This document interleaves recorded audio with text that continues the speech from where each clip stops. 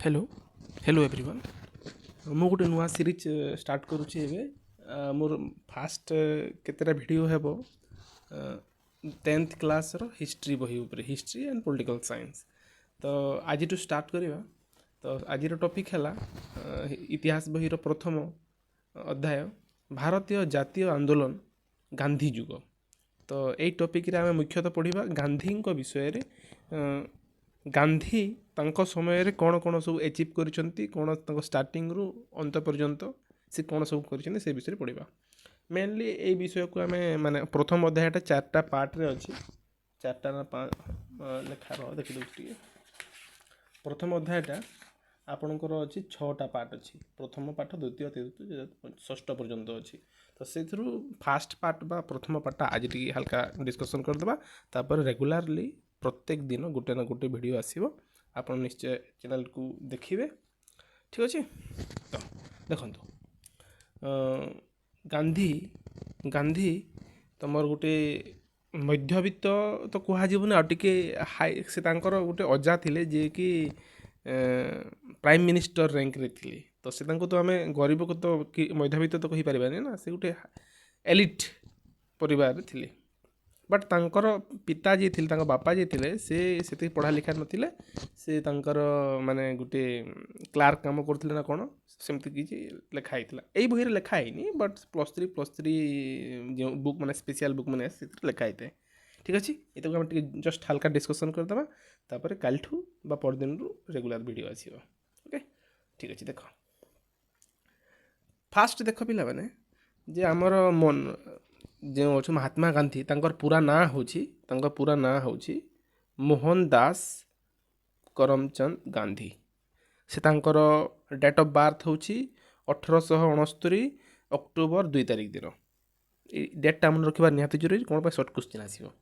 तापरे आउट मन रखिए तांकर माने जन्म केउठी हेतिला।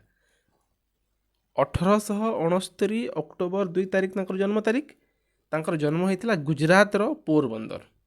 बट सेटा तुम लिखिदेव गुजरात रो पोरबंदर, किंतु सेटा होउची सही टाइम रे तो गुजरात में राज्य नथिला। तो सेथिपाई सेटा को बॉम्बे प्रोविंस नाम रे सेटा थिला। बट जेते बेले टिके टिके समय आसिला स्वाधीनता समय पाकू से टाइम रे सेटा भाग हेकी गुजरात राज्य तैयार होइतिला। बट जेते बेले गांधी जी जन्म नहीं से टाइम रे सेटा गुजरात राज्य नथिला, सेटा थिला बॉम्बे प्रोविंस। तो ठीक अच्छे। जो जगह जोटा आसो सेटा तुम लिखिदेव। बट तुम 10th क्लास जो क्वेश्चन आसो से गुजरात पोरबंदर ही आसो। तो ठीक अच्छे। जन्म तारीख है 1869 अक्टोबर 2 तारिख दिन गुजरात पोरबंदर नामक स्थान जन्मग्रहण करथिले। हैला। तापर सेकेंड देख पिला माने 1882 ख्रीष्टाब्द रे कस्तूरबा को विवाह करथिले। काको विवाह करथिले? कस्तूरबा। 1882 ख्रीष्टाब्द रे कस्तूरबा को से विवाह करथिले। हैला। तापर टी तल को जीवा। तापरे ये तुम लिखा है देख एटा कस्तूरबा को से तांकर जो थिले गांधीजी जो शिष्य माने थिले बा पाख आश्रम लोक माने थिले, से माने कस्तूरबा को श्रद्धारे बा बोली मध्य संबोधन करुथिले। आउ जो समय रे गांधीजी सत्याग्रह करथिले से समय रे कस्तूरबा तांको सांगरे थांती। आउ जेते बेले माने बहुत थर से जेल मध्य जाइछंती गांधीजी सहित। तो सेतिपाई तांकर मुख्य भूमिका अछि। ठीक अछि।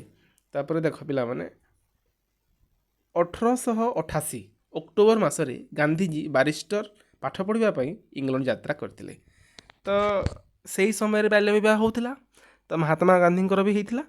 आउ से विवाह हैला परे तुमे अनुमान कर 1869 मसीह से जन्म नहीं। आउ 1882 रे विवाह करछंती। आउ से तांकर बारिस्टर पाठ पढ़ा इंग्लैंड यात्रा करछंती 1888। तो हिसाब कले पाखापाखि 19 वर्ष हेब। 19 वर्ष बयस से माने जाइछंती इंग्लैंड रे पाठ पढ़ी 3 वर्ष।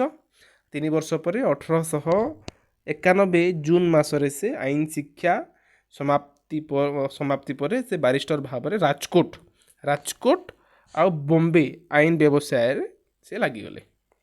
ବଟ୍ କୁହାଯାଏ ଯେ ମହାତ୍ମା ଗାନ୍ଧୀ ଆଇନ ବ୍ୟବସାୟରେ ସେତେ ସଫଳ ନ ହେବା କାରଣରୁ ତାଙ୍କର ଯେଉଁ ଥିଲେ ଅଜା, ଯାହାର ମାନେ ସେ ଯିଏକି ପ୍ରାଇମ୍ ମିନିଷ୍ଟର ଥିଲେ, ତାଙ୍କର ବହୁତ ଚିହ୍ନା ପରିଚୟ ଲୋକ ଥିଲେ। ତ ସେ ଦାଦା ଅବଦୁଲ୍ଲା ନାମକ ଏକ ଭାରତୀୟ ମୁସଲମାନ ବ୍ୟବସାୟୀ ଥିଲେ। ତାଙ୍କର ଓକିଲ ହିସାବରେ ତାଙ୍କୁ ରଖେଇ ଦେଇଥିଲେ ଆଉ। ତ ସେ ତାଙ୍କର ଓକିଲ ହିସାବରେ ରହିଲା ସମୟରେ ତାଙ୍କର ଗୋଟେ ମକଦ୍ଦମା ହେଲା ଦକ୍ଷିଣ ଆଫ୍ରିକାରେ। ତ ତାଙ୍କର ଗୋଟେ ମକଦ୍ଦମା ହେଲା ଦକ୍ଷିଣ ଆଫ୍ରିକାରେ। ତ ସେଇ ସମୟରେ ସେଇ ମକଦ୍ଦମାକୁ ଲଢ଼ିବା ପାଇଁ ସେମାନେ ଯାତ୍ରା କରିଥିଲେ ତମର ଦକ୍ଷିଣ ଆଫ୍ରିକାକୁ। ଆଉ ସେଇଠି ତାଙ୍କ ସହିତ କ'ଣ ସବୁ ହେଲା, ତାପରେ ସେ ଯାହା ବି ହେଲା, ମାନେ କ'ଣ ପାଇଁ ନା ଗୋଟେ ମଣିଷର କିଛି ଗୋଟେ ଝଟକା ଦରକାର। ତ ସେ ଝଟକା ହେଲା ପରେ ସେ ତାର ମାନେ ସବୁ ସେନ୍ସର ମାନେ ଆକ୍ଟିଭ୍ ହେଇଯାଏ। ତ ଗାନ୍ଧିଜୀଙ୍କୁ ସେଇ ଟାଇମ୍ରେ ସେମିତି କିଛି ଗୋଟେ ଝଟକା ମିଳିଲା ଆଉ, ଯେତେବେଳେ ତାଙ୍କୁ ଟ୍ରେନ୍ରୁ ବାହାର କରିଦେଲେ। ଆଉ ସେତେବେଳେ ସେ ଫିଲ୍ କଲେ ଯେ କଲା ଗୋରା ଭେଦଭାବର କେତେ କେତେ ଚରମ ସୀମା ପର୍ଯ୍ୟନ୍ତ ସେମାନେ ଯାଇପାରନ୍ତି। ତ ସେଥିପାଇଁ ସେ ନିଜେ ଅନୁଭବ କଲେ ଆଫ୍ରିକାର ଜନତାର ଦୁଃଖ, ଆଉ ସେଠି ସେ ରହିକି ସବୁ ତାଙ୍କର ସତ୍ୟାଗ୍ରହ ଷ୍ଟାର୍ଟ କଲେ। ସେ ବିଷୟରେ ଆମେ ନେକ୍ସଟ ଭିଡ଼ିଓରେ ପଢ଼ିବା। ମୁଁ ତୁମକୁ ବହୁତ ଧୀରେ ଧୀରେ ପଢ଼େଇବି, ବଟ୍ ପୁରା ବର୍ଣ୍ଣନା କରିବୁ, ପୁରା ବୁଝେଇକି ପଢ଼େଇବି। ତ ତୁମେ ମାନେ ଠିକ୍ସେ ଶୁଣିବ। ଆଉ ଯଦି କିଛି ଭୁଲ ଟୁଲ ହେଲେ ମୋତେ କମେଣ୍ଟରେ ଲେଖିବ ହେଲା। ଠିକ୍ ଅଛି, ଆଜି ପାଇଁ ଏତିକି। ଆଜି ମୁଁ ଷ୍ଟାର୍ଟ କରୁଛି। ଧୀରେ ଧୀରେ ମୋର ଅଭ୍ୟାସ ନାହିଁ ନା ଭିଡ଼ିଓ କରିବା ପାଇଁ, ସେଥିପାଇଁ ଟିକେ ମୋତେ ବି ପ୍ରୋବ୍ଲେମ୍ ହେଉଛି। ତ ଠିକ୍ ଅଛି ନା ପିଲା, ବାଏ।